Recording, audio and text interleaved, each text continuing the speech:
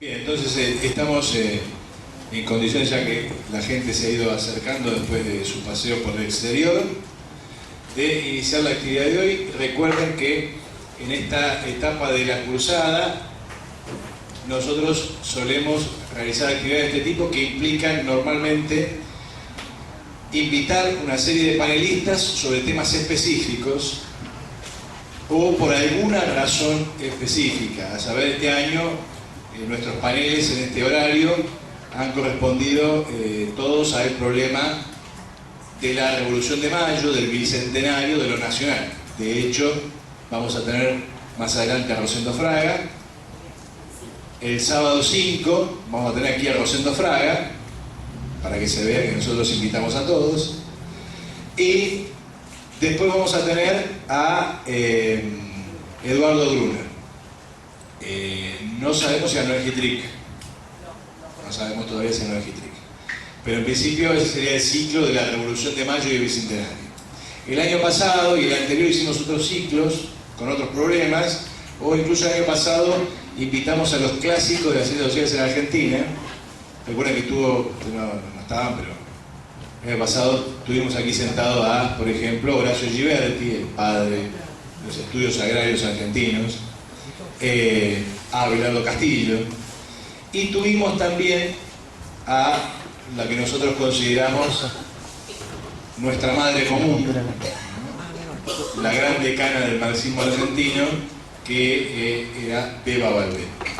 Beba estuvo aquí presente, charló con nosotros, discutió una serie de problemas y, bueno, lamentablemente tiempo después falleció y nos parecía, y le parece a un conjunto de gente, que su obra y su trabajo no solamente tiene que continuarse, cosa que nos van a contar los compañeros del CICSO, sino que además es necesario instalar un pensamiento y una tarea historiográfica y política que normalmente siempre ha estado fuera del mundo universitario, porque a nosotros nos ha parecido siempre que ese estar fuera era un problema para el conocimiento que se imparte en las universidades. Es decir, la carrera de historia, en la carrera de ciencias sociales, sociología, no puede estar ausente el trabajo de Beba Balbé. Beba Balbé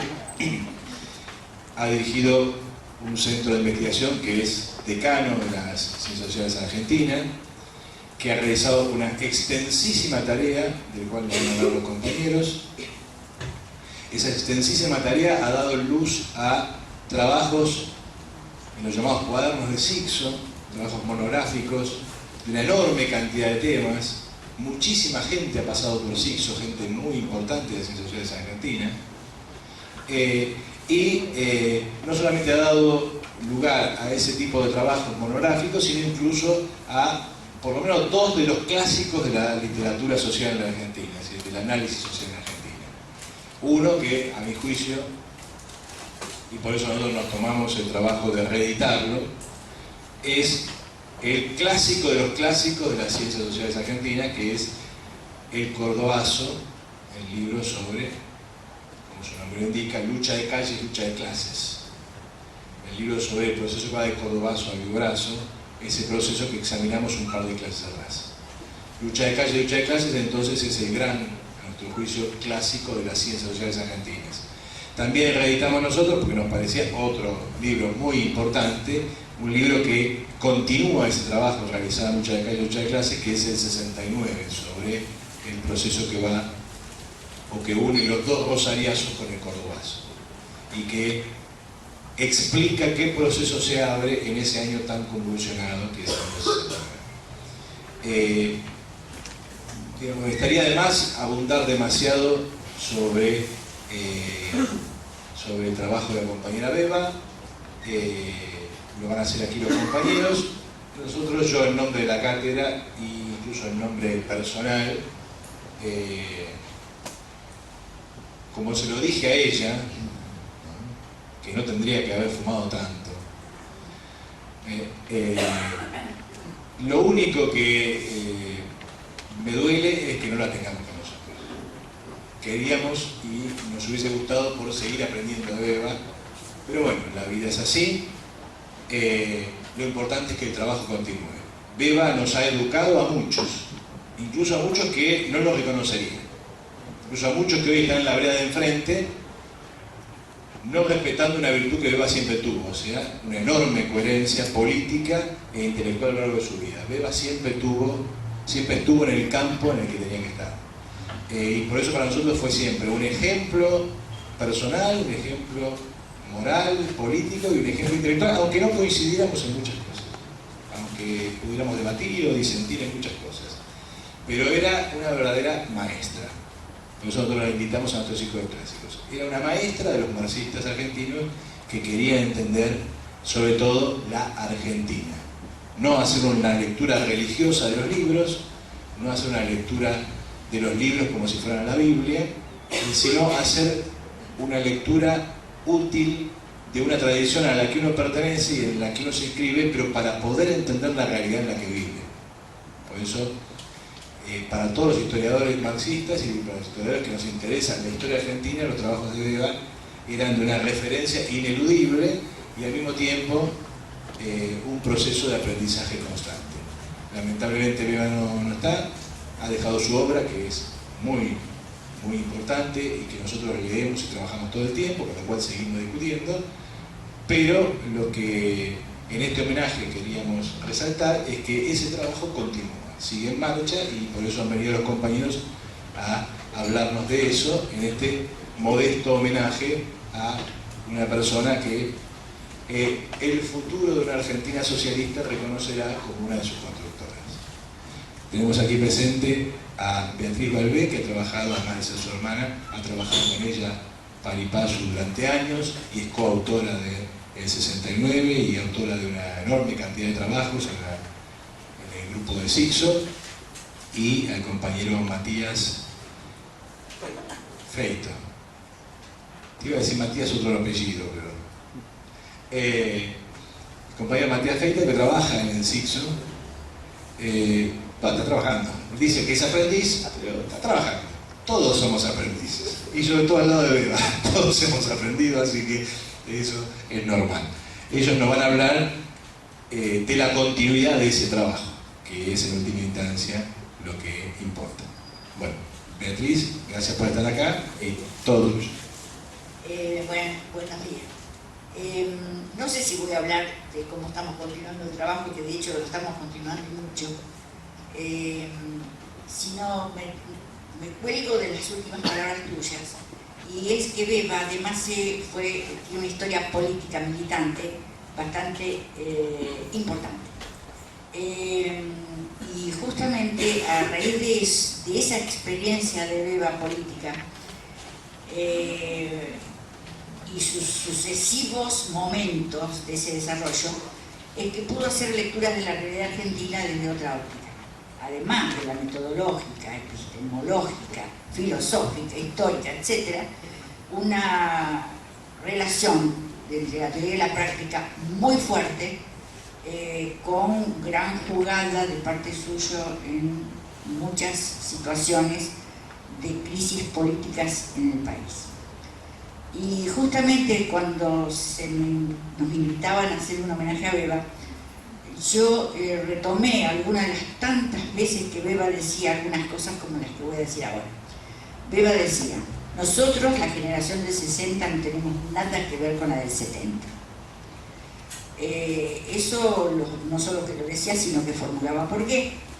Es más, señalaba a los 70 como un viraje bastante profundo y en otra dirección a lo que se había armado, lo que habían armado la militancia y los intelectuales de la década del 60. Y la otra es otra frase para seguir siendo tratada, es: nosotros hacíamos crisis ideológica y de ruptura. Después las crisis ideológicas y de ruptura se vieron muy poco. Son dos señalamientos bastante fuertes y yo entiendo y entendí en base a los libros que se escribieron y las reflexiones de Beba, de que es cierto de que si uno se pone a analizar el 60 y el 70, las condiciones cambian, esa es la base sobre la que se asienta la dirección distinta que toma la política revolucionaria en el país. Las condiciones sociales generales, económicas, políticas, ideológicas, cambian, y además hay una cosa que hay que señalar, que ella también ha señalado: el pasaje de lucha obrera a lucha de masas no fue fácil ser entendido, ni además construir política para ese momento. La Argentina no tenía tradición ni historia acerca de las luchas de masas que se dieron en 1969. Sí tenía una rica y riquísima experiencia, y la sigue teniendo, de lucha obrera. Y sobre eso podríamos entendernos, pero se pueden leer los libros como 69 para distinguir lo que es lucha obrera de lucha de masas. Sobre todo cuando la lucha de masas toma forma de lucha armada de masas, como fue en el 69, y que además de ahí brotan lo que después van a ser los grupos revolucionarios en Argentina. Surgen de las masas, no son solo desprendimientos de grupos aislados, sino que vienen de una situación de masas, de un movimiento de masas, que no pudo construir a lo mejor una política de masas, pero que sí estaban dadas todas las condiciones para que eso sucediera. La crisis ideológica a la que Eva refería era la crisis que hace la izquierda marxista respecto al peronismo desde 1955. Se señala esa fecha como hito porque, bueno, ya conocido por todos, que cae el peronismo, es derrotado el peronismo, pierde el gobierno y empieza todo un periodo de proscripción política y social sobre la clase obrera y el movimiento obrero peronista, pero aún también no peronista. Esa izquierda socialista a la que Eva formaba parte consideraba que no se podía ser gorila. Ellos, el Partido Socialista del gobierno peronista, se mantuvo en contra del gobierno peronista, pero dadas las circunstancias, el cambio de las condiciones y el estado general de la política del régimen respecto a la clase obrera, consideraban que no se podía seguir siendo, por ser no peronista, no estar junto a la clase obrera. Eso marcó un hito importantísimo en estas corrientes políticas ideológicas que marcó ya toda una tendencia para el futuro muy, muy fuerte y que tiñó todas las concepciones políticas que se dieron de ahí en más. Y eso es un hito de lo que Eva llamaba la crisis ideológica y de ruptura. ¿Por qué ruptura?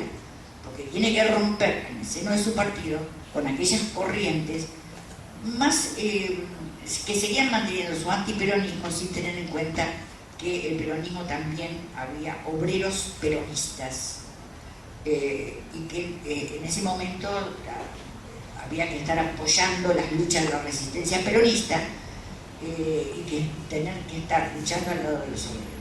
Entonces, por eso crisis ideológica y crisis y ruptura se señala, ¿no? Y respecto al pasaje de lucha obrera a lucha de masas, se observa, y esto también lo señaló Eva en distintas ocasiones, en distintos momentos, que cambian las tareas. Se produce un cambio de actividad política y de tareas sociales, donde de tener una articulación en los 60, la tarea de agitación, la propaganda y la organización como tareas, empieza a desarticularse, y es a partir de los 70 que lo que empieza a tener presencia, fuerza y a subordinar a las demás es la agitación. La agitación bajo distintas formas, hasta con tiros, pero la agitación es lo que predomina. Hay una desconexión, por un lado, y hay un distanciamiento, una pérdida de hegemonía de la propaganda en relación a la agitación. Eso es sumamente importante, ese tema. Nosotros estamos trabajando ahora, estamos haciendo un trabajo que lo vamos a publicar dentro de un poco, que es las 3 tareas de la lucha de clases del proletariado, a diferencia de la lucha de clases institucionalista, pero que esta responde a la lucha de clases del proletariado, las tres tareas que se tienen que dar y cómo hacer, sabiendo lo que pasó, o sea, entendiendo aquello, además si es que se está de acuerdo con aquello, de esa pérdida, es estudiarlo más a fondo, el tema de las tareas, y sacar enseñanzas de ese periodo que es donde más claro se ve. Si uno lee Lucha de Calle, Lucha de Clase, que fue nuestro primer libro, publicado en el 73, y lee después, además de producido por nosotros, el 69, Huelga Política de Massa, Rosallazo, Portobazo, Rosallazo, ahí es bastante iluminante esta apreciación que se hace de la pérdida. Con lo cual, cuando se habla de derrota, hay que empezar a repensar qué vamos a entender por derrota. O sea, si la derrota viene de que vinieron los militares y, bueno, hicieron en el proceso lo que ya todos conocemos, o si la derrota viene por un cambio de dirección y sentido de lo que era el proceso revolucionario, que se pierde a partir de que una serie de sectores se montan sobre lo que habían hecho los militantes revolucionarios de los 60 y desvirtúan el sentido. Con toda la buena fe del mundo, no es una crítica hacia ellos, sino que es otra capa social, es otra concepción política y no se construye programa. El programa lo construyen los 60. El programa de liberación nacional y social es un programa que articula agitación, propaganda y organización, porque la organización no es un sello, no es un local partidario. La organización es conciencia, va unido a conciencia. Conciencia y organización es lo mismo. Y además, esa conciencia que se organiza constituye la articulación para la agitación y la propaganda. Tareas de agitación, tareas de propaganda que no la hacen todos los sectores. Hay sectores definidos socialmente que pueden hacer una u otra. Está en que haya un programa dirigido por la lucha de clases del proletariado para que sepa cooptar, reclutar aquellas fracciones que pueden hacer una u otra tarea, pero distinguiéndolas muy bien. No cualquiera puede hacer la tarea de propaganda y tampoco la de la agitación, pero sí tener en cuenta que son tareas y actividades específicas de cierto sector de la sociedad. Esto es más o menos un pantallazo de esta situación y quiero retomar la presencia de los dos libros que Razón y Revolución debió reeditar, dado el consumo altísimo, la demanda más que el consumo, que había de estos textos, y que realmente tenían razón en hacer, en reeditar. Nosotros cuando publicamos Lucha de Calle, Lucha de Calle, fue en 1973, pleno auge del gobierno camporista, de bueno, lo que ya se sabe, el triunfo del Frejuli, el ascenso de masas, el degotazo, la liberación de presos, bueno, fue como la coronación, más otras historias que ya se venían preparando como ser tendencias que se venían perfilando, que no nos pasaron desapercibidos, tomamos nota de ello, y que fue, por ejemplo, un ejemplo, el 20 de junio de 1973 con esencia. Ya percibíamos, nosotros anunciábamos en este libro que el desemboque de toda esta tendencia era la guerra civil. Ya lo anunciábamos en el 73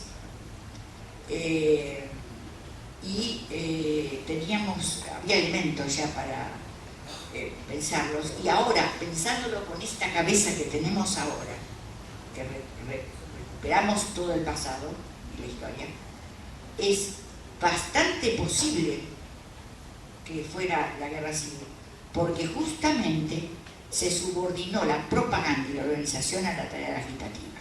La tarea agitativa para el régimen la hizo desembocar en la guerra civil, y además perdimos el sentido y la dirección de lo que era el proceso revolucionario. Pura agitación, terminó en una guerra civil donde el que capitalizó fue el enemigo. El que tuvo en manos esa tarea fue el enemigo, a quien declaró enemigo subversivo ya en el 69 a los hechos del Rosariazo de septiembre. Entonces en el 73 nosotros publicamos el Lucha de Calles y ya el equipo que se incorpora a Sixo en ese momento, que lo incluye, era el equipo que había hecho una experiencia, veníamos todos de las artes visuales y habíamos hecho una experiencia que se llamó Tucumanarde y que, bueno, esa experiencia tenía que ver con hacer una muestra sobre lo que estaba pasando en Tucumán con el operativo Onganía, que implicaba el cierre de unos cuantos ingenios.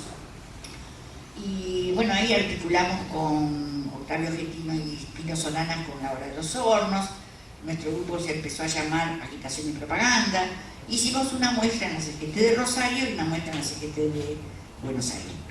Bueno, más todo el equipo se incorporó a Sixo, porque en 2 años fuimos tomando contacto con Sixo en ese momento.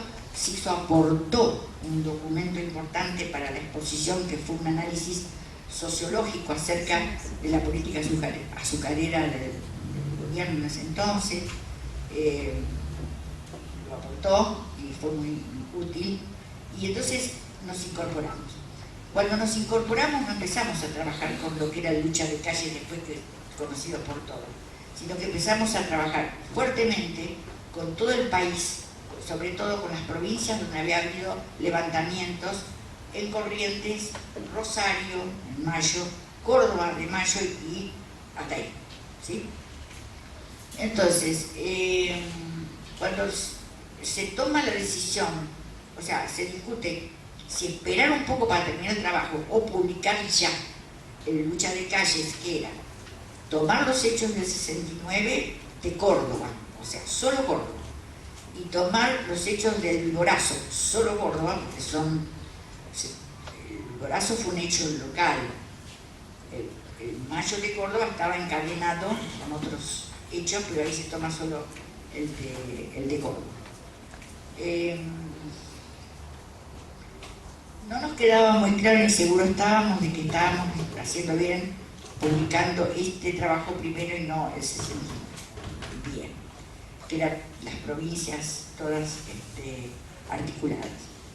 Entonces sale el libro con mucho esfuerzo, porque la izquierda, en general las editoriales de izquierda no lo querían publicar, porque decían que nosotros desvalorizábamos a la clase obrera porque decíamos una serie de cuestiones que eran demandas y necesidades de la clase obrera, y bueno, en fin, era una historia con la izquierda que no lo quiso publicar y finalmente lo publica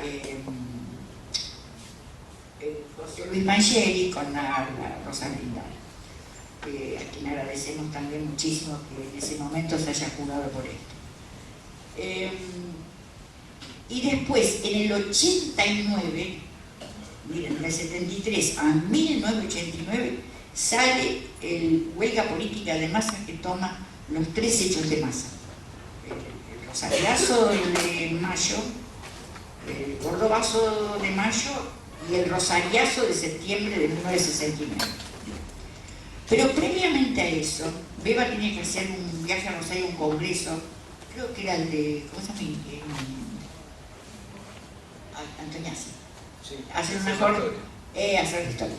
Entonces, en ese congreso, que ya estábamos armando el 69,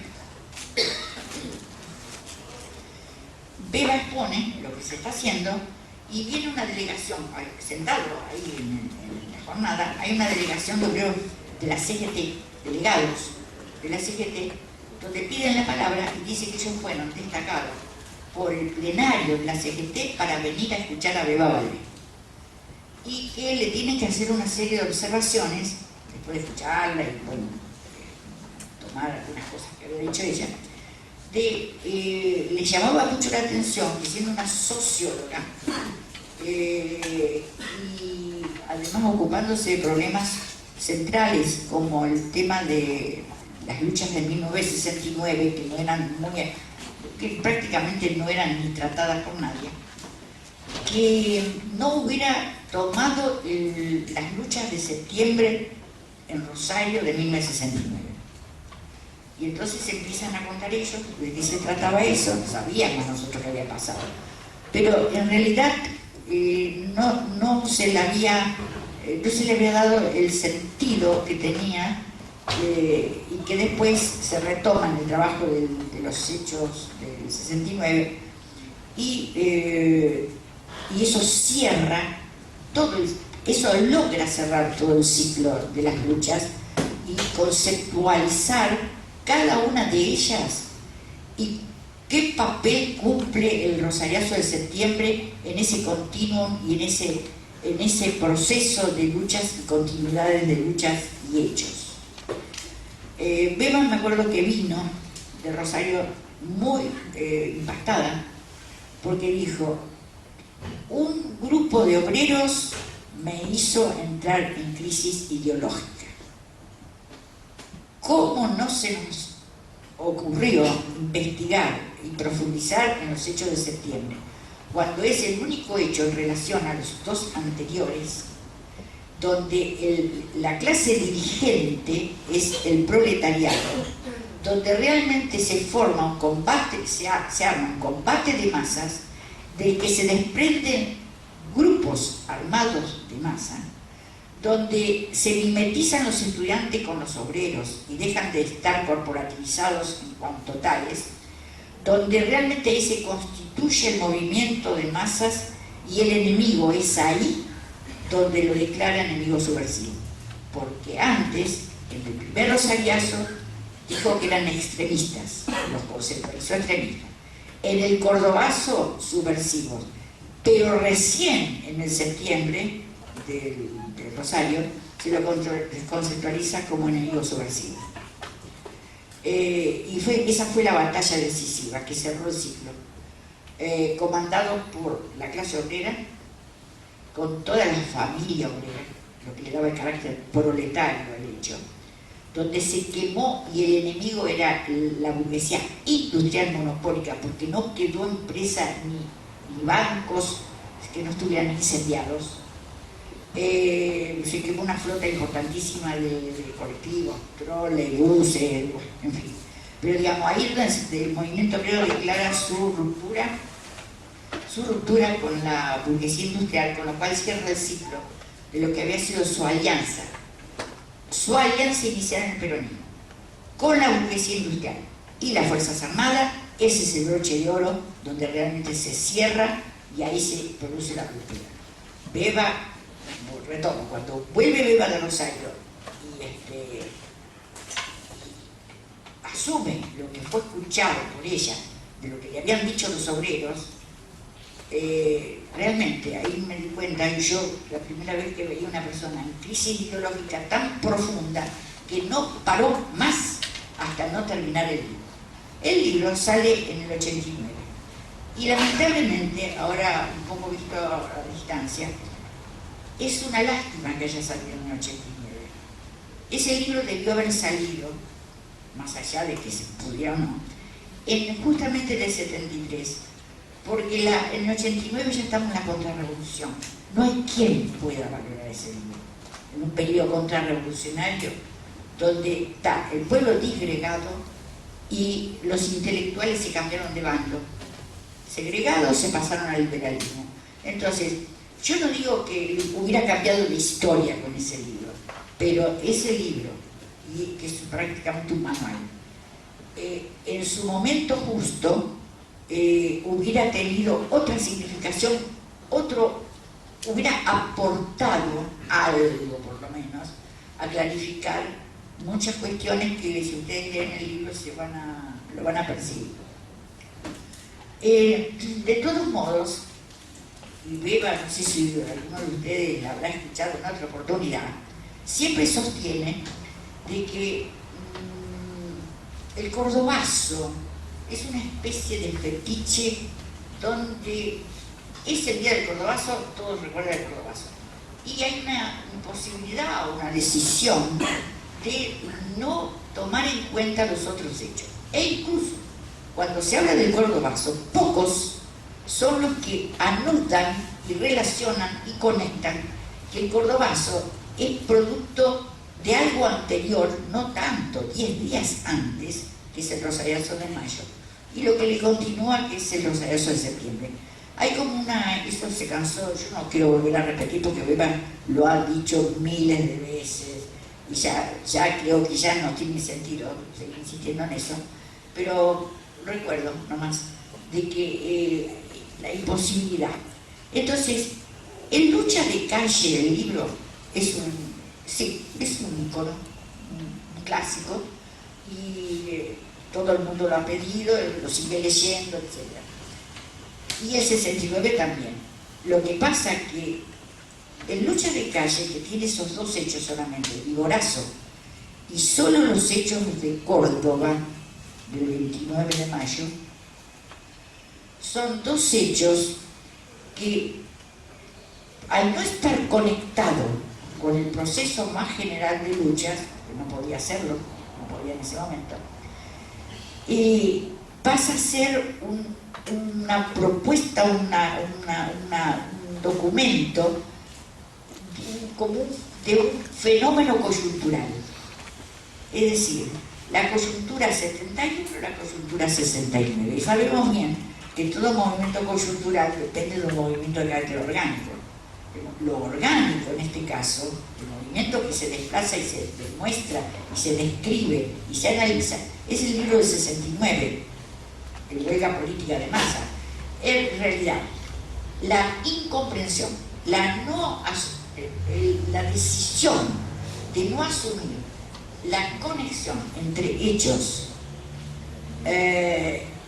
protagonizados por las masas, que le cambian el carácter al periodo, porque realmente de lucha obrera dominante, que viene del 30, vamos a poner alguna fecha más o menos cercana, a la 69 se produce un viraje donde lo que empieza a predominar es la lucha de masas. Entonces,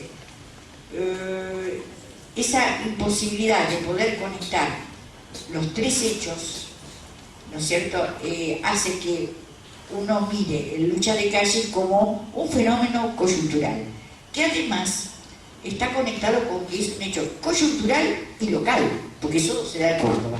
Es decir, en cambio, nosotros, análisis, que también en el 69, en el libro, Huelga Política de Masa, se conecta lo local con lo nacional.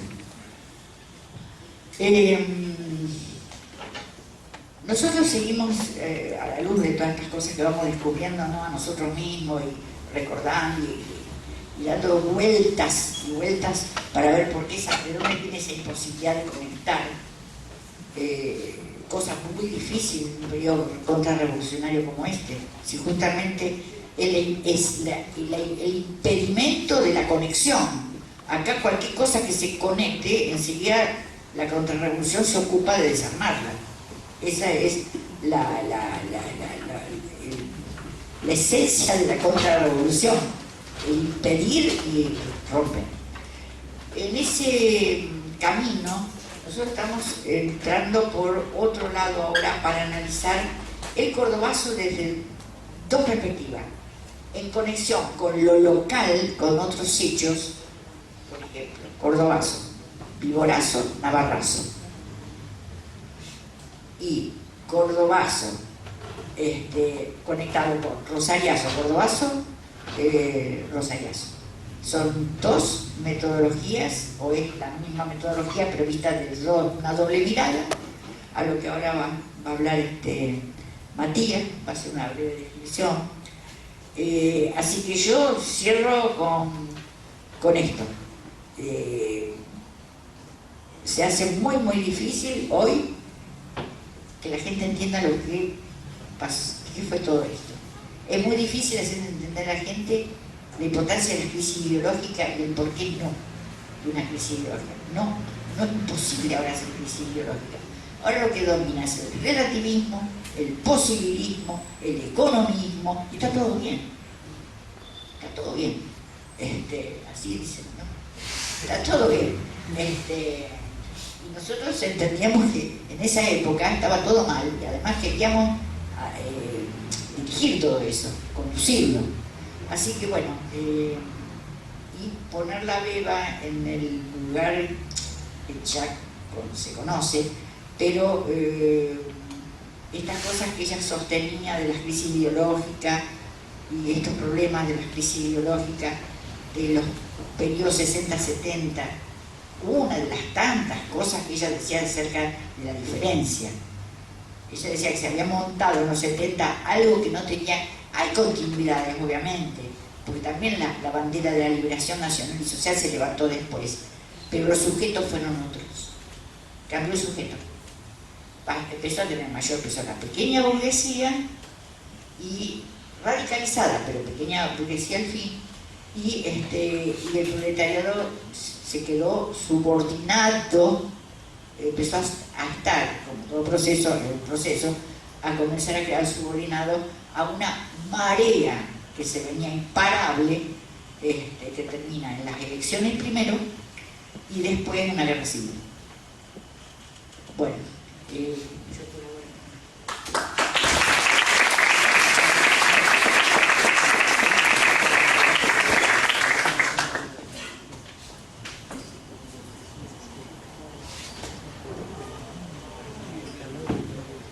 Bueno, lo que voy a intentar es abordar, en realidad hacer un ejercicio exploratorio sobre dos criterios de priorización, ¿no?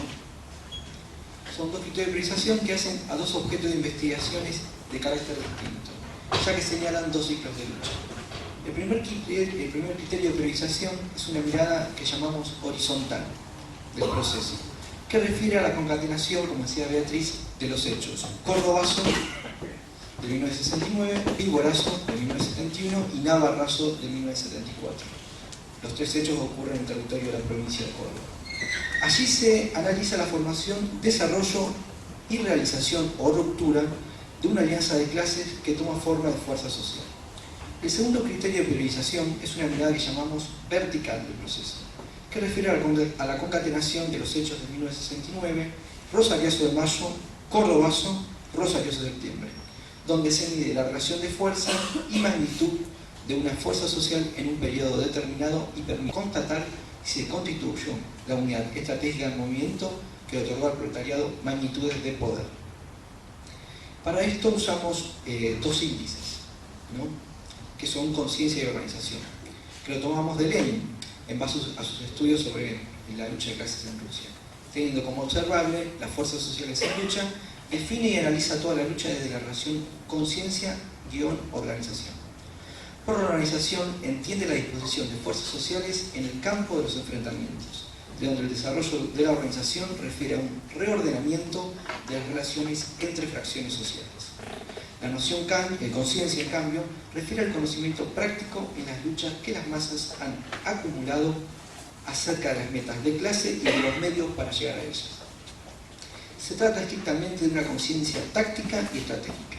Se concibe la elevación de la conciencia como un proceso de aprendizaje práctico, teórico, práctico. Por tanto, conciencia y organización refieren a un aspecto de los enfrentamientos, aquel que desarrolla la conducción táctica estratégica, y a la vez configuran determinaciones de la magnitud de fuerza material de una fuerza social que es capaz de desplegar en los enfrentamientos sociales. Esto está relacionado cuando Marx habla de la crítica de las armas y el arma de la crítica. Bueno, volviendo a la primera periodización o ciclo de luchas. Cordobazo, Viborazo, Navarrazo. En el Cordobazo el protagonista fue el proletariado industrial, de grandes fábricas y particularmente de industrias automotrices de capitales transnacionales. La organización del proletariado, bajo la forma de un paro activo con movilización, fue en las cuales salieron encolumnados de las fábricas conducidos por delegados que tenían instrucciones secretas respecto a tácticas a emplear. Su organización se asemeja a la de infantería del ejército y su lucha era contra los dueños del capital. Aquí se efectivizó la unidad política, que es lo que le da cohesión a todo el movimiento. Habida cuenta que la clase obrera se unió en una lucha por la defensa de sus intereses. Esta unidad es lo que Engels llama la lucha económica en las guerras campesinas. Luego nos encontramos con el Vigorazo. Bueno, como todos conocemos, en mayo de 1971, la CGT organiza un plan de lucha al que fueron invitados los sindicatos CITRAC y CITRAM. El plan de lucha para el día 12 de marzo de 1971, por 4 horas, incluye la toma de fábricas y toma de establecimientos. El propósito, conseguir unas paritarias sin tope salarial y fundamentalmente contra el nuevo interventor de la provincia, el doctor Uribe. Ese día, como consecuencia de la represión policial, muere el obrero Cepeda. Esto conduce a un movimiento de protesta que se desenvuelve el día 15 de marzo, donde los sindicatos CITRAC y CITRAM se desvinculan del comité de lucha que sigue con el paro y la movilización y deciden hacer un acto con concentración en la plaza Vélez Arfield, donde recibieron la adhesión del ESMATA y de otros gremios que fueron expulsados por peronistas. El tercer hecho de este grito de priorización es el llamado Navarrazo. Ocurre el 27 de febrero de 1974. Este hecho aparece como una sedición del jefe de policía, coronel Navarro. Este asalta la gobernación y detiene cerca de 70 personas, entre los que se encontraban las autoridades provinciales Obregón Cano y Atilio López, junto a dirigentes sindicales. Policías uniformados y grupos de civiles armados, identificados con brazaletes, ocupan la emisoras de TV, radio, etc. Se identifican como Comando 26 de septiembre José Ignacio Rucci, integrado por agrupación de sindicato y la CGT local declarando un paro general. Lo que hace observable el Navarrazo es que el gobierno de Obregón Cano y sus aliados de la CGT no lograron constituir una fuerza social, razón por la cual debieron ser desalojados sin resistencia. En cambio, la fracción de los ortodoxos de la CGT regional defendió a las instituciones estatales como trincheras porque formaban parte de una fuerza social nacional. Volviendo, aquí el Parlamento Nacional aprueba una medida por iniciativa del Ejecutivo Nacional, interviene al Ejecutivo de Córdoba, nombrándose el 12 de marzo de 1974 interventor federal Tulio Brunello. Para sintetizar este criterio de priorización, ¿no? Cordobazo, Vigorazo, Navarrazo, lo que observamos es que en el Cordobazo es una lucha económica del proletariado industrial contra empresarios, o sea, contra el capital. En el Vigorazo una lucha de carácter ideológico al interior del movimiento obrero que permitió que no se pueda unificar la lucha desde la clase obrera. Esta es la distancia que tiene con el Cordobazo. Sin embargo, y paralelamente, para condiciones políticas generales, en el Vigorazo se creó una posibilidad de un ensayo general de barricadas, asaltos y enfrentamientos con la policía de grupos armados del campo del pueblo. Es importante prestar atención al Vigorazo para poder entender el Navarrazo, ya que en este hecho, en el Vigorazo, se produce la fractura del movimiento obrero cordobés y la lucha penetra al interior del movimiento. Esta lucha en 1974 en Navarrazo penetra en el sistema institucional. Ahora bien, que la fuerza desalojada del gobierno en 1974 es producto de las luchas sociales a partir del Cordobazo es claro. La pregunta sería, ¿qué es lo que sucedió para que sindicatos que en 1969 y en 1971 eran considerados combativos o rojos, en 1974 cambien de frente y apoyen un Navarrazo? El comportamiento de los dirigentes sindicales peronistas sigue la lógica del doble frente de lucha aplicado a partir de 1955, es decir, luchan contra la fracción de burguesía que se enfrenta al peronismo y al interior del movimiento que albergue para constituirse ellos mismos en clase dirigente. Ese es el doble frente de lucha.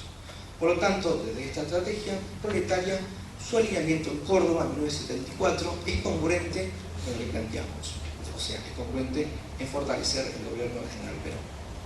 La explicación de Navarrazo reside en que el gobierno Obregón Cano y Atilio López estaba determinado por la presión de la lucha de los asalariados en Córdoba y su disposición a la movilización, y el gobierno nacional, en cambio, en institucionalizar las luchas dentro del sistema institucional. Esto ya se plantea después del 6. Es decir, todos compartían el camino del capitalismo de Estado, pero había una división acerca de cómo realizarlo, desde el Estado o desde las masas. Y resulta que el gobierno nacional era la expresión de una fuerza mayoritariamente expresada en las urnas.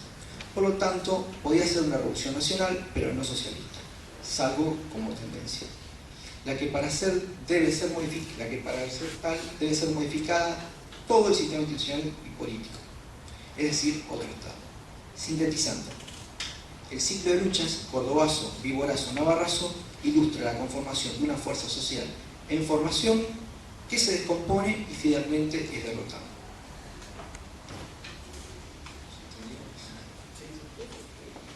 El segundo criterio es el que más o menos desarrolló hace un tiempo, hace un momento. Es rosariazo, cordobazo, rosariazo. Concatenando rosariazo, cordobazo, rosariazo, que es el territorio de la nación, vemos que la lucha se inicia en Corrientes en 1969, tomando forma de enfrentamiento social el 21 de mayo en Rosario, donde la ocupación de la ciudad de Rosario por parte de las masas llevó a la ocupación militar de Rosario por parte del segundo cuerpo de ejército, con 13 bandos militares y la pena de muerte. Esta fuerza social es producto de una alianza entre estudiantes, curas llamados del tercer mundo, que aparecen en este hecho, y los obreros, emergiendo la figura del joven rebelde. Pasando al cordobazo del 29 de mayo, los protagonistas, como dijimos, el proletariado industrial, acompañado por estudiantes, los que también fueron reprimidos por las Fuerzas Armadas, con la detención de dirigentes. Aquí emerge otra figura, que es la del obrero combatiente. Este ciclo cierra en el Rosariazo de septiembre de 1969, produciéndose una insurrección proletaria, en la que intervienen todos los obreros y la familia obrera en una lucha de 5 días y donde la organización, donde las Fuerzas Armadas no pudieron entrar a los barrios para reprimir. Aquí emerge una tercera figura, que es la del insurrecto insurgente. Una declaración de la CGT de ese momento, convocando al paro, esta rompe su alianza con la burguesía industrial y las Fuerzas Armadas. Ante este hecho, las Fuerzas Armadas conceptualizan por primera vez al enemigo. El enemigo subversivo. O sea, el enemigo subversivo es la clase obrera. El ascenso de masas tiene su punto de partida en estos 3 combates sociales en el 69, logrando tomar forma en septiembre de insurrección proletaria. A partir de allí se desarrolla y profundiza la tendencia de la hegemonía proletaria, cuando una lucha parte de obreros con sus sindicatos y entra en relación con fuerzas de seguridad, toma forma de lucha de masas, habida cuenta que no hay espacio para la represión porque se libra un combate, o sea, no hay detenidos, solo hay enfrentamientos. Esas masas tienen la capacidad de movilizar sectores de trabajadores no institucionalizados, estableciendo unidad de clase. Este proceso lo permite la desinstitucionalización de las masas por medio de la lucha. La contradicción se establece entre masas y lo corporativo, que en este caso no refiere a la presencia de sindicatos que cumplen la función inicial de organizador, sino a la ruptura de la dependencia ideológica con la burguesía, es decir, hace a los grados de conciencia de clase adquirido por el proletariado. Finalizando. Rosariazo, cordobazo, rosariazo, culmina en las jornadas de junio-julio de 1975 en Buenos Aires, donde muestra la correlación de fuerzas de un proceso insurreccional donde la meta es el poder, efectivamente subversivo, ya que intenta subvertir el orden establecido.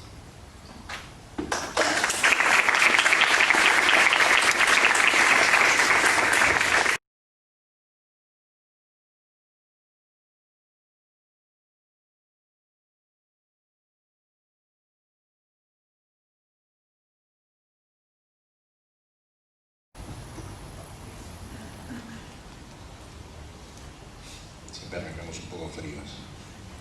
Una chiquita. Dale. En realidad llegué tarde, me perdí seguramente una parte, pero me quedó medio trunco el tema de la guerra civil. Principalmente porque me parece, más allá de mis limitaciones del conocimiento de la época, y sin tener en cuenta esta teoría de los 2 demonios, de que si fue una guerra estaba bien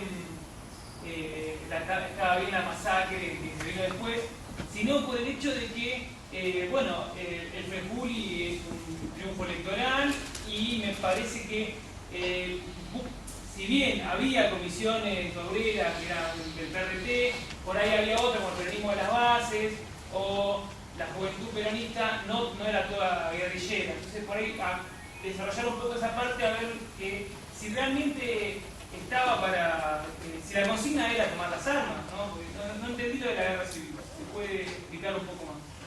Bueno, ¿alguna más? ¿No? Bueno, arrancamos con esto y después seguimos.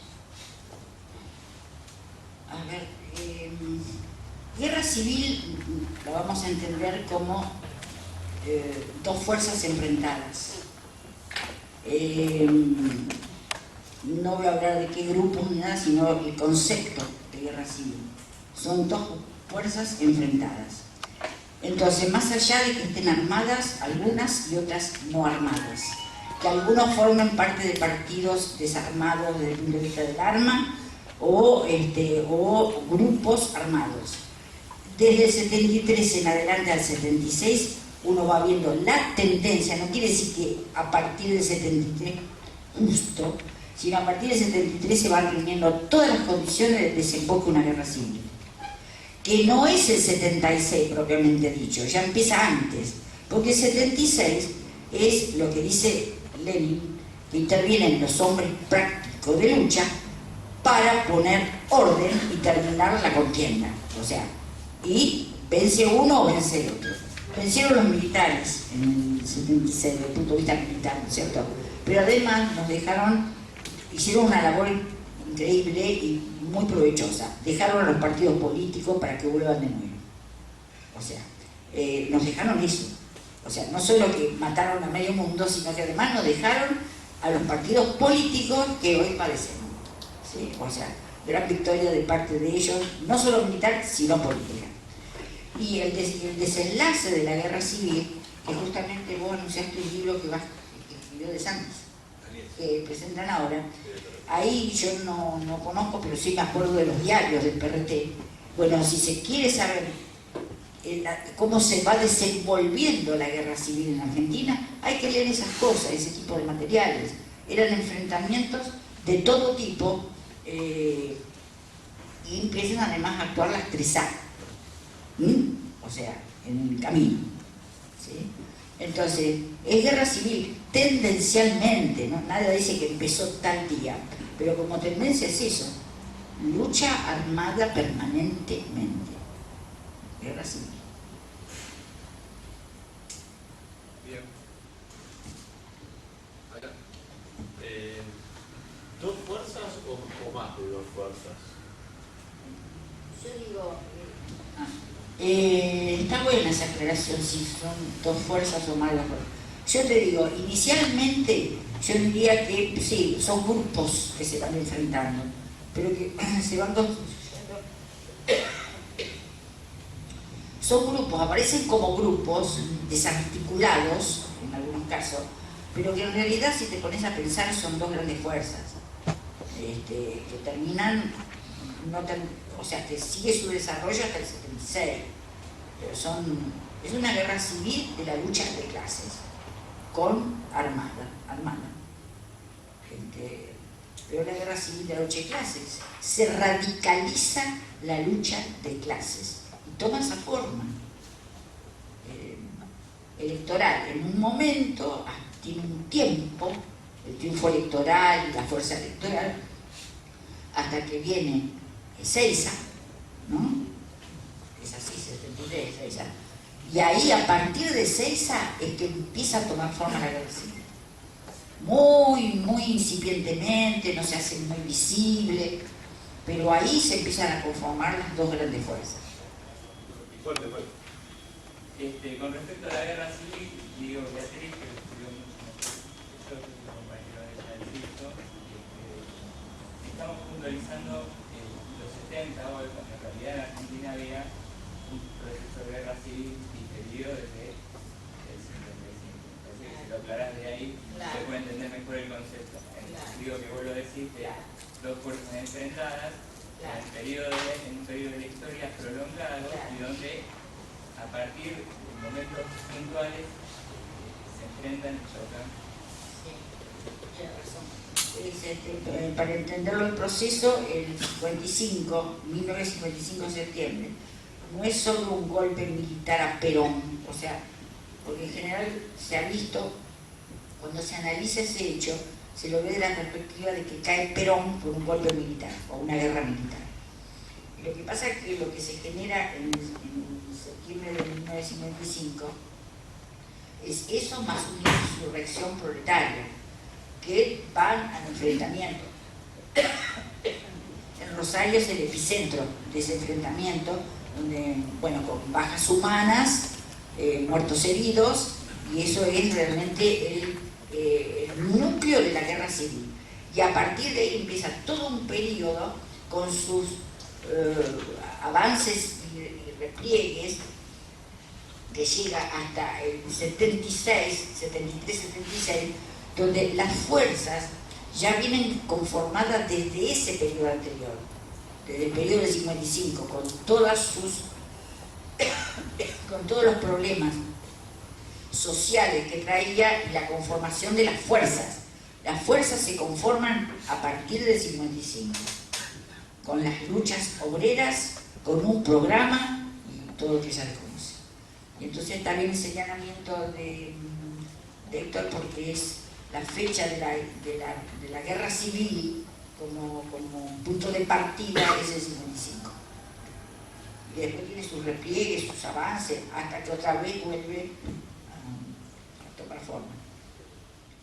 Si uno plantea la idea de guerra civil, plantea los bandos enfrentados. Lo que a mí no me queda claro es esto de, digo, por ahí las fuerzas de la derecha uno por ahí las puede tener mejor visualizadas, mejor organizadas.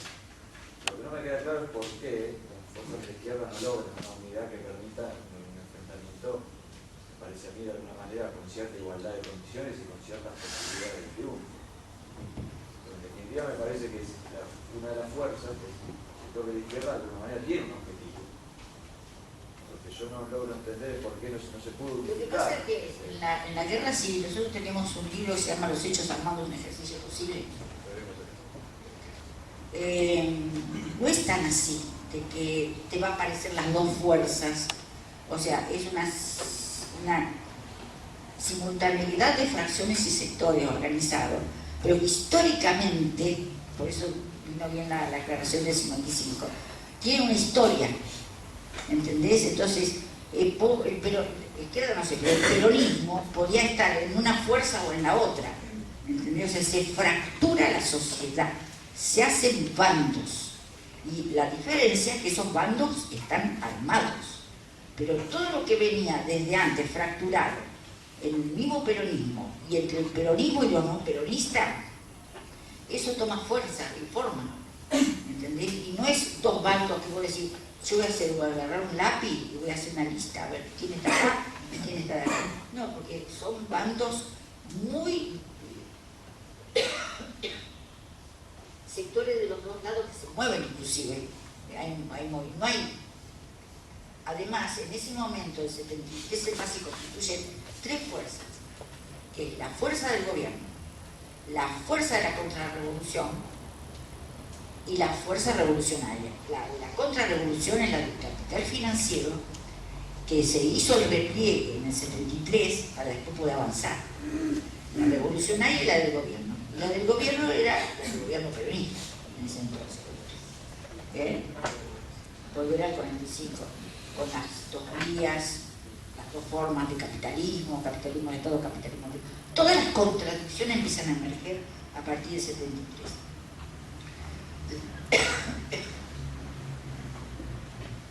Entonces, lo que... Perdón, estoy mal de la garganta. Lo que pasa es que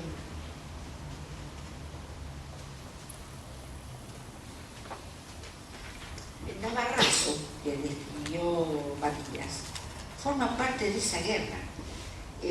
No hubo muchos tiros en Córdoba en ese momento, pero las operaciones que hubieron fue de guerra civil.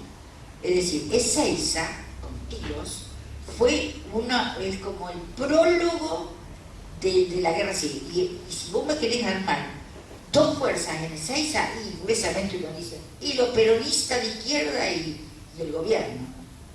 Pero no es tan así, no es solamente eso. En los estudios que nosotros hicimos toda la vida, que Eva nos marcó en el ciclo, no solemos tomar como referencia ni derecha ni izquierda. O sea, también es uno de los motivos por el cual a veces el ciclo se se lo pone en un lugar, pero también se lo pone en un lugar de costadito, ¿no? Porque no comparte algunas visiones con lo que es la tradición de izquierda de la Argentina. Nosotros creemos que hablar de izquierda y derecha oculta más de lo que aclara. Nosotros siempre, como metodología de trabajo, miramos alianzas sociales, ¿no? Enfrentadas.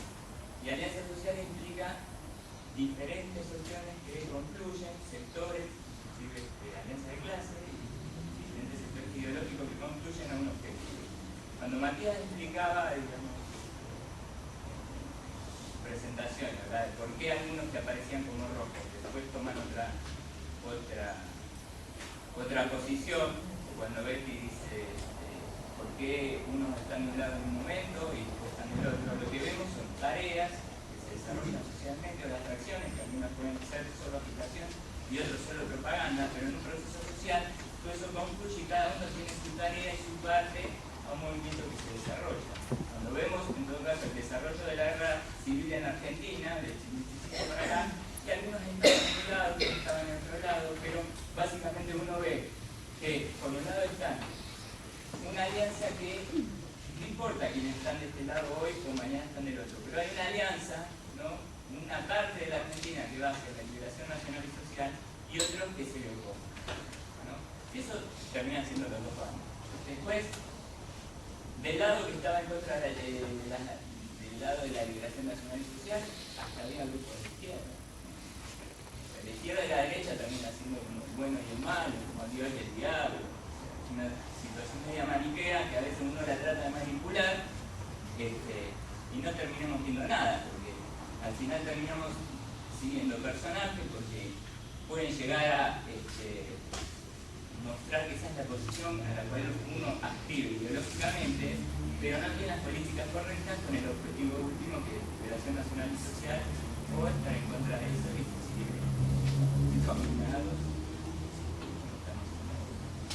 entonces nosotros nos corremos esa diferencia. Es muy raro encontrar un texto de Sixto que hablemos de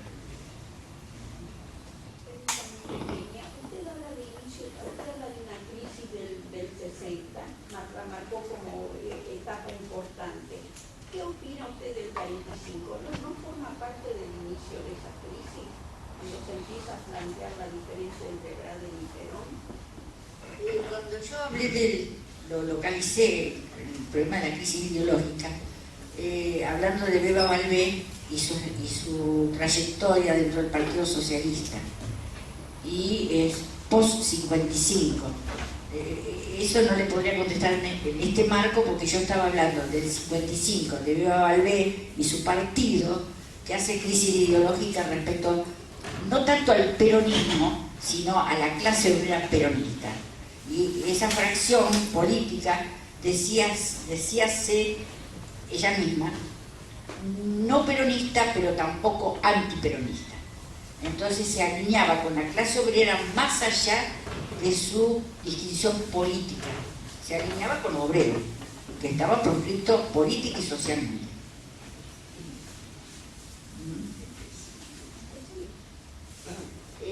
Termino de decir algo mañana. Difícil poder así marcar, es un proceso la guerra civil también, de alineamientos, y hay un momento del 73 al 76 que una pequeña burguesía, un sector de la pequeña burguesía radicalizada abandona la fuerza. Se corre del lugar porque se la ve venir.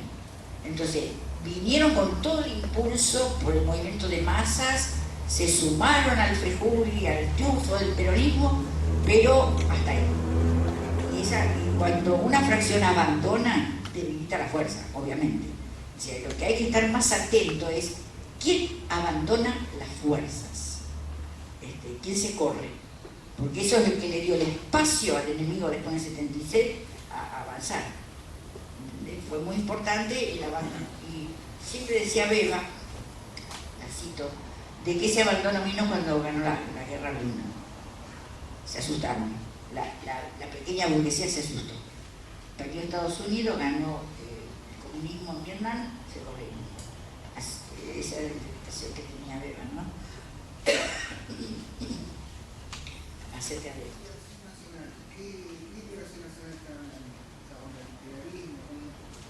Un ciclo de país propio, autónomo, con capitalismo de Estado y social, o sea, porque es liberación nacional y social, y con hegemonía de la clase obrera, del movimiento obrero organizado. Y las banderas de la liberación nacional y social, políticas, económicas, sociales. Había un programa de la CGT, en ese entonces dos programas hizo la CGT, 59 y 57, que era la nacionalización de los bancos, del comercio exterior, de una serie de conquistas del comercio exterior, industrialización, control del Estado y regulación sobre todo control del Estado, de la economía. Y la presencia obrera, eso era fundamental, que eso es lo que tiñó todo el periodo, que el movimiento obrero se ponía a la cabeza de cualquier conquista de ese tipo, política. Y por eso decíamos antes de que tenía un programa, esa fuerza tenía un programa, que es el organizador. O sea, la preeminencia del movimiento obrero en la lucha obrera era fundamental hasta cerca de los 70. Era el que conducía porque tenía un programa.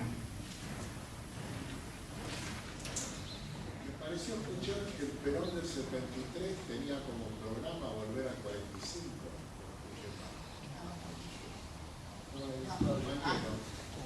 En el proyecto, o sea, hay tres fuerzas, dos de nuevo carácter: la de las masas y la de capital financiero. La tercera fuerza en el periodo 73-76 es la del gobierno, ¿no? En el cual lo que se quiere es restablecer el estado de bienestar. Eso solamente. Bueno, pero apareció como que el Perón del 73 quería volver al programa del 45. No era eso. Eran tres fuerzas en pugna en ese Hay periodo. diferencia vital. Sí, son otras condiciones. Yo tenía un par de consultas. Vos dijiste, en los 60 teníamos programa y en los 70 nos dominó la agitación. No, las tres tareas, agitación, propaganda y organización, estaban articuladas alrededor del programa. En los 60. De los 70 será hasta... Sí, está claro.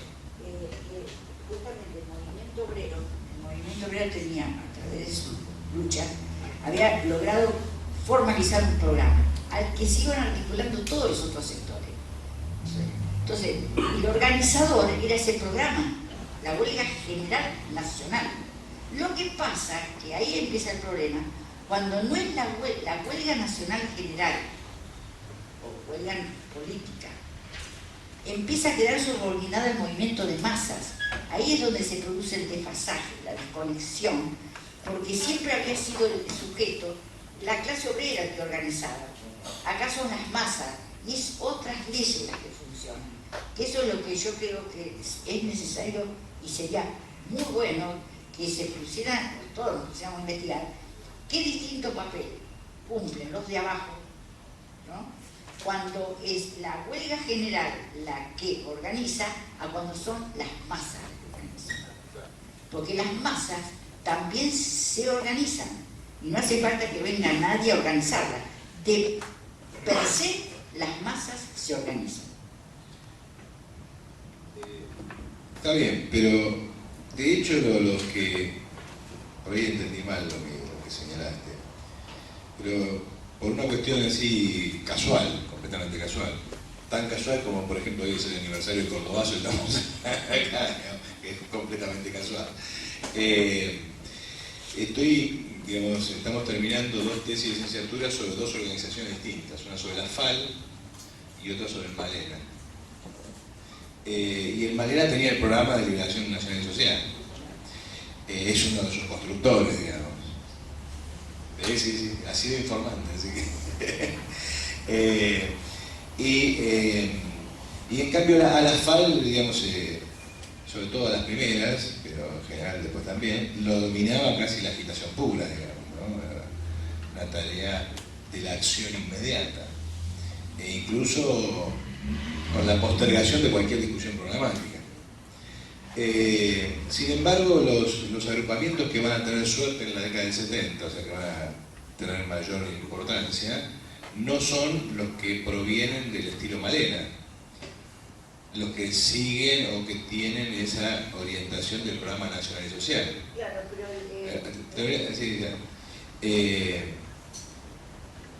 entonces, acá viene lo siguiente, o las masas se paralizaron y entonces las organizaciones actuaron por fuera de ellas por su parálisis, o las organizaciones crecieron sobre otra fuerza que no tenía ese programa. Termino la idea. Y ahí es donde viene el otro problema, que es una discusión más general. Los que toman el poder no son las fuerzas, son los partidos. Finalmente, si una fuerza no cabula en un partido, pasa lo que alguno de los compañeros expresó de alguna manera más genérica, es decir, el partido que toma el poder en Rusia no es la fuerza social revolucionaria, es el partido bolchevique. Finalmente, la clase no actúa nunca, digamos, nunca vemos a la clase obrera como tal clase actuando, que todas juntan en el mismo sentido, etcétera, etcétera, etcétera. Se forman fuerzas, alianzas, etcétera, etcétera, etcétera. Pero las alianzas, las fuerzas no son las que toman el poder, son organizaciones concretas. Y me parece que ahí hay un déficit de la forma en que Rick Sixo razona los problemas. Falta un elemento de análisis, que me parece que a la hora de explicar por qué perdimos en los 70, tiene su importancia, saber por qué la fuerza no se concentra en forma organizada, es decir, por qué la fuerza no realiza su poder máximo, que es el partido. Por eso el tema de que es simplemente un problema de nomenclaturas me parece que hace abandonar el análisis justo donde el análisis debiera empezar. ¿Por qué esta fuerza no se concentra y se realiza? Porque para eso tenemos que entrar en el análisis de los partidos. Ese planteo quería hacerte, a ver qué me contestás esta vez. Una interrupción, yo soy Claudia Guerrero, investigadora de Sixo. Un poco lo que creo que vos mismo diste la clave, cuál es la diferencia entre falta. Uno es una agitación y el otro es agitación, propaganda y organización. Sin embargo, en el 70 los que tienen más éxito son precisamente la pura agitación. ¿Cómo explicamos que hayamos fracasado? Precisamente por eso.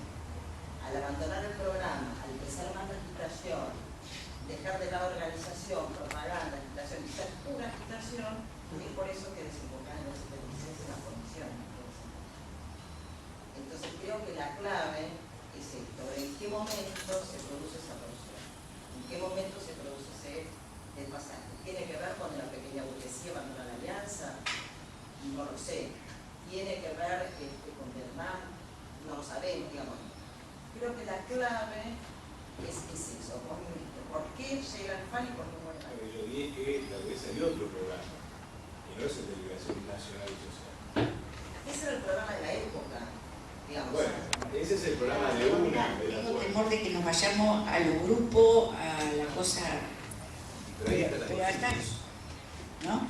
Sí, es cierto que hablé que a partir de los 70 lo que se produce es un proceso agitativo, ¿no es cierto? Es más, me arriesgué a decir que desemboca en una guerra civil, ¿no es cierto?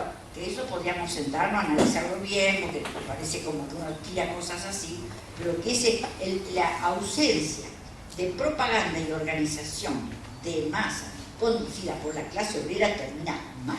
Antes de hablar, se hubiera tenido que ser con partido o sin partido. Ya, yo estoy analizando los procesos de masas y el desarrollo de la lucha de clase del proletariado. Mi eje es ese, ¿entendés? Entonces, el eje mío, yo sé que está la lucha de clases institucionalista, ¿no es cierto? Y la lucha de clase del proletariado. Problema que se ha tenido siempre de no distinguirla. Es más, de no tener en cuenta que hay una cosa que se llama lucha de clase del proletariado, que para mí es el organizador.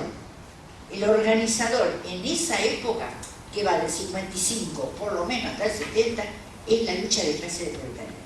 Después, si esto hubiera continuado, partidos había, obvio, que había partidos.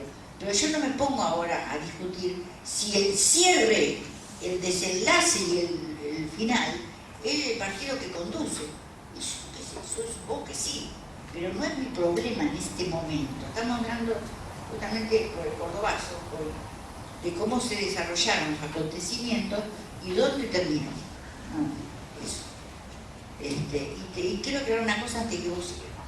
El Malena, el MLN, yo no podría decir que tenía un programa. No, porque que vos escribas una proclama con una serie de medidas, inclusive con serias aspiraciones y con muy buena intención, no, eso no es un programa todavía. Porque para que sea un programa tiene que tener la capacidad de articular agitación, propaganda. Y entonces vos decís, este es el programa de la época, este es el que se está llevando a cabo. El Malena era un grupo de intelectuales, éramos, porque yo en todo caso formaba parte de él, un grupo de intelectuales con muy buenas intenciones, pero que realmente inclusive todas estas cosas se hablaban en el movimiento, de las tareas sociales, todo lo que hemos expuesto hasta ahora. Pero desde el punto de vista político, no era antiperonista, aunque después se pone bastante enfrentado al peronismo, pero digamos, no tiene estrategia de poder, ese es el punto. No hay estrategia de poder. A mí me llaman partido político, fuerza de lo que quieras. Yo lo primero que averiguo es si tiene una estrategia de poder. Ese partido que él mencionó no tenía una estrategia de poder, no la tenía. Sí la tenía el Partido Socialista Democrático. ¿Entendés? Por eso entendía los procesos, se rompía la cabeza para entender por dónde andaban los puntos más débiles del régimen, por dónde fortalecer a la clase obrera. No había una estrategia de poder. ¿Entendés? Y por tanto el programa es relativo. A eso llamarle programa, yo no le llamaría programa. Sí, vulgarmente se conoce como programa, pero no desde el punto de vista de que uno va a llamar un programa revolucionario. Ordenando, ¿entendés? Y hay sectores que abandonan y otros continúan, pero yo no me ocupo de los grupos, no me importa. Yo estoy hablando del proceso general, la tendencia revolucionaria que la imponen las masas, no los grupos, ¿perdón? No le importa, pero está diciendo que no hay programa, y no hay estrategia de poder. No, al revés, yo digo, empecé la charla hablando de Beba Balbé. Decía que ella formaba parte de una organización política que había hecho crisis ideológica y que tenía un programa que era la lucha de clase proletariana. Ahí estaba. No es que no lo hubiera, yo no digo que no la había. Digo, ese es uno de los grandes problemas que hay ahora, que no se ve que haya crisis ideológica. Lo dije yo. Ahora no hay crisis ideológica, primero de ruptura. ¿Cómo se te va a ocurrir romper? La gente hacia eso, crisis y ruptura. Y finalmente, yo ahí estoy de acuerdo con Ismael, efectivamente, el programa de liberación nacional y social no era el programa revolucionario de la época, aunque era el programa mayoritario de la clase obrera, eso está claro. El que emerge es otro programa que tiene características revolucionarias, socialistas, que emerge con el 69, con el Rosariazo, y que encarnan partidos como el PRT, o incluso, hasta me animaría, Fracciones Montoneros, y otros partidos de la izquierda no guerrillera, por supuesto, ¿no? Sí. El cuarto congreso del PRT es 68. El único camino hasta el poder del socialismo es el 1968, antes del Cordobazo. Sí, está bien, pero toma fuerza de masas con el Cordobazo. Yo quería marcar que los sectores que después confluyen en el PRT, en el ERP, e inclusive en el FAL y Montonero, venían también de los 60. Sí, pero de otro proceso. Y vos ves que el Cordobazo redefine muchas cosas. El 69 redefine muchas cosas. En el caso de la FAL es toda una redefinición completa. En el caso del PRT, si bien el PRT en el 68 define esto, el cordobazo va a causar una serie de transformaciones internas y una orientación que no es la que está más que posada en el 68, que es lo que le permite al PRT intervenir en las masas, no simplemente como una organización guerrillera como el ERP, sino como un partido de masas. Obviamente eso puede ser objeto de discusión, pero yo creo que ahí emerge otro programa. Esa me parece la divergencia de interpretación. Yo no creo que... El programa que emerge en el 69 es el programa del socialismo, no de la liberación nacional y social. Eso es el peronismo, pero bueno, ahí está la... Vos decías que el día que se haga la revolución en la Argentina, y ojalá que se haga, se le iba a reconocer a Deva en todo esto. En todo caso, volviendo a Deva, digamos, me parece que el impedimento en la Argentina es... A mí me gusta mucho, por ejemplo, ver que se lee tanto a Deva y no se la entiende. Yo la entiendo, no estoy de acuerdo. No, yo no sé si la entendés o no, bueno, cosa distinta de vos, pero de cualquier manera a mí me da la sensación de que no se la entiende, porque lo que nunca termina de comprenderse es lo que es, ella hizo siempre mucho énfasis en el proceso del hecho de masas, y las masas que iban a conducir, que iban a romper con todo lo existente, o sea, el hecho de que se produzca eso, ese movimiento de masa iba a romper con todo lo anterior, lo iba a suprimir y lo iba a tirar para otro lado. Pero las masas no actúan solas. El obrero no existe fuera de una... Sí, no lo que vos quieras, pero... Si vos decís, el partido bolchevique toma el poder en Rusia, lo toma con todo el proceso anterior en el cual ellos habían entrado. Porque lo encabeza y lo dirige, no porque se lo entrega a otro. Porque lo encabeza y lo dirige. Porque se organiza, porque lleva a las masas a un lugar. Porque las masas quieren ir, eso está claro. Pero no hay revolución sin partido. Y ese es el punto en el cual yo diverjo en la interpretación de Sixo en general. Perdón. No, pero está bien, pero eso está bien, pero eso. Si hablamos de ahora es mejor. Si hablamos de ahora es mejor. Yo me mantuve callado 2 horas, así que poquito puedo hablar. Digamos, decir que el partido es una simple sigla es no decir nada. Y sí, es una simple sigla, y no es una simple sigla. A fines del siglo XIX, el partido bolchevique eran 5 personas sentadas en un sillón. Eran 5, se podía contar. 20 años después hacen una revolución. Ahora, yo no conozco ninguna revolución triunfante en la cual la organización no concentre la fuerza, el poder de la fuerza social que pretende dirigir. Que alguien me cuente otra. Yo no lo conozco. Cuando yo veo que Sixo paraliza el pensamiento en el momento del análisis necesario de la acción de las fuerzas sociales, digo, hasta ahí el análisis podemos compartirlo o no, pero el análisis no termina ahí. No termina de explicarse por qué perdimos o por qué ganamos, si no entramos en ese otro análisis, y yo creo que considerar a los partidos como simples siglas es la forma de eliminar como campo de análisis el momento clave de la lucha de clases. Entonces, la aparición del PRT, su influencia de masa, el PRT, Montoneros y ese tipo de siglas dirigen la insurrección que cierra el periodo, en huelga general desde el 75. La dirigen. No es que los obreros salen solos, la dirigen. Entonces, en ese contexto, si uno no examina esos problemas, esa es mi impresión. Yo no digo que no existe, digo, no alcanza con decir que vos sos un partido para hacerlo. Pero eso es una vulgaridad. Si vamos a insistir en alguna cosa, no vamos a ningún lado. Ya sé que las siglas son siglas. La pregunta es por qué las siglas no se transforman en hechos de masas. No, los hechos teniendo en cuenta que esas siglas en ese periodo no eran simples siglas, llamadas el PRT. Una simple sigla es falsear la verdad histórica. Pero yo puse el ejemplo del PRT porque quise, digamos, el Partido Socialista de Vanguardia, era peronista también. Bueno, una vulgaridad. Y de hecho, veo algo muy cerca del PRT. Está bien, yo entiendo. Pero vos examinás el programa de Malena y realmente no veo la diferencia entre el programa de Malena y el programa peronista. Perdóname, el trabajo que hemos hecho del Horacio y de todo el 69 no surge de ningún lado que haya habido alguna de las organizaciones posteriores que estuvieran conduciendo. Es más, esas organizaciones brotan después, más allá de que Santucho tuviera su organización en Santiago del Estero, la preexistente. Eso no, vamos a hablar de las que realmente tuvieron eso. Estas brotan como consecuencia de la insurrección de masas y por la tarea que hacen las masas en las calles.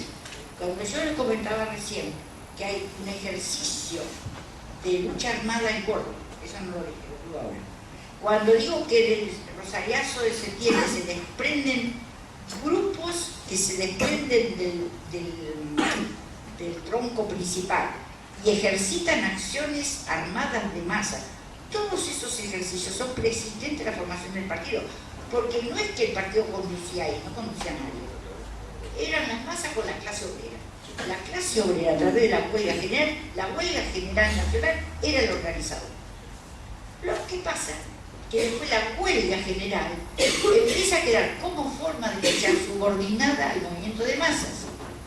Ahí es donde empieza el problema, porque lo que pasa es que los cuadros que antes estaban organizados bajo esa forma general que tenía años de lucha, se encuentran con como esa forma empezar a quedar subordinado al movimiento de masa. Faltan ahora los cuadros capaces de llevar adelante las tareas de agitación, propaganda y organización articuladas entre sí.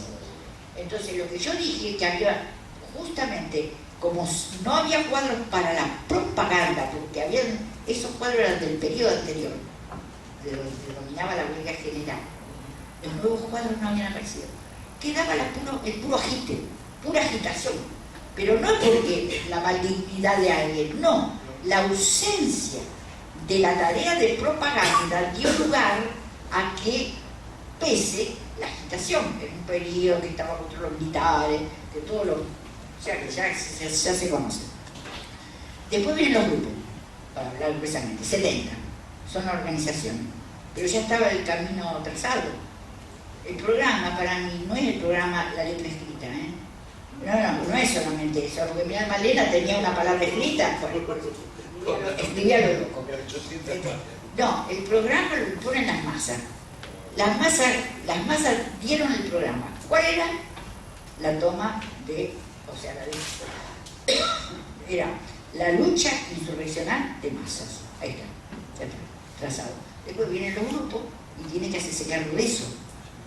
Y sí, ¿quién conduce eso? Las masas.